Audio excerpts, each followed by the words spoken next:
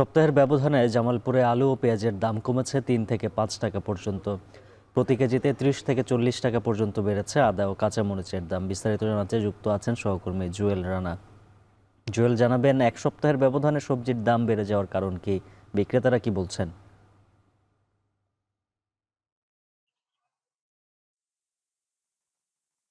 উজ্জ্বল, জামালপুরে গত ১৫ দিন ধরে ভারী বৃষ্টিপাত হচ্ছে। বৃষ্টিপাত হওয়ার কারণে বেশ কিছু সবজি ক্ষেতের ক্ষতি হওয়ার কথা কিন্তু কৃষি বিভাগের মাধ্যমে আমরা জানতে পেরেছি। তার একটি প্রভাব কিন্তু এই খুচরা যে সবজির বাজার আছে সেই বাজারগুলোর একটি প্রভাব পড়তে শুরু করেছে। তবে ক্রেতা এবং বিক্রেতা সে উভয়ের সাথে কথা বলছে, অর্থাৎ যারা ক্রেতা রয়েছে এই হাটে তারা বলছে যে মূলত এই যে সবজির ক্ষতি হওয়ার একটি কারণে কিন্তু তাদের দৈনন্দিন দিন যে বাজার ব্যবস্থা সেখানে তাদের একটি প্রভাব পড়ছে, বেশি দামে তাদেরকে সবজি ক্রয় করতে হচ্ছে। আর ব্যবসায়ীরা বলছে যেহেতু তাদের বেশি দামে ক্রয় করার কারণে তাদের কিন্তু একটু দাম বেশি তাদের বিক্রি হওয়ার একটি কথা তারা কিন্তু বরাবরই বলে থাকে। আরেকটি বিষয় বলা চলে, আজকে যে হাটটি রয়েছে অর্থাৎ এই সপ্তাহের ব্যবধানে আলু আজকে কিন্তু বিক্রি হচ্ছে 25 টাকা খুচরা, অর্থাৎ গত এক সপ্তাহ আগেও কিন্তু 20 থেকে 21 টাকায় কিন্তু আলু বিক্রি হয়েছে এই হাটে। আরেকটি বিষয় বলতে পেঁয়াজ কিন্তু আমরা দেখেছি গত এক সপ্তাহ আগেও আমরা দেখেছি পেঁয়াজ বিক্রি হয়েছে 40 থেকে 41 টাকা, কিন্তু সেই পেঁয়াজ বিক্রি হচ্ছে কিন্তু আজকে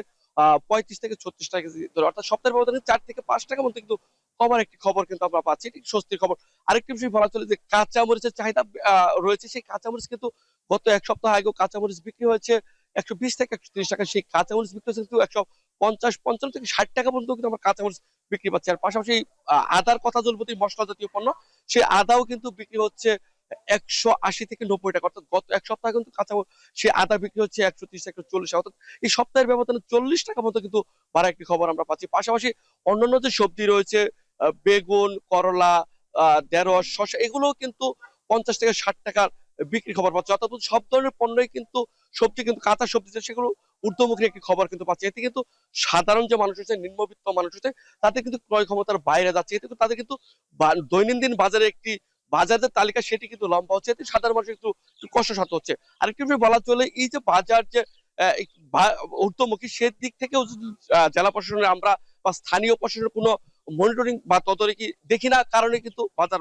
বেড়ে যাচ্ছে একটি কারণ কিন্তু আমরা লক্ষ্য করেছি। আরেকটি বিষয় বলা চলে, এখন যেহেতু গ্রীষ্মকালীন কিন্তু অনেক সবজি হাটে আসে কিন্তু সেটি তুলনামূলক কম, অর্থাৎ আমরা বলতে পারি চাল কুমড়া, মিষ্টি কুমড়া, ডাঁটা শাক সেগুলো কিন্তু দাম একটু উদ্যমী, অর্থাৎ বলা চলে যেগুলো মিষ্টি কুমড়া, চাল কুমড়া, লাউ সেই সবজিগুলো কিন্তু এই মুহূর্তে 15 থেকে 20 টাকা হওয়ার কথা, সেই সবজি কিন্তু এখন 40 থেকে 45 টাকা মতো বিক্রি হচ্ছে। সব মিলিয়ে বলা চলে বাজার ঊর্ধ্বমুখী রয়েছে। এই ছিল জামালপুর থেকে সবজির সবশেষ তথ্য। উজ্জ্বল। জুয়েল রানা জামালপুর থেকে জানাচ্ছিলেন সবজির বাজারের খবর।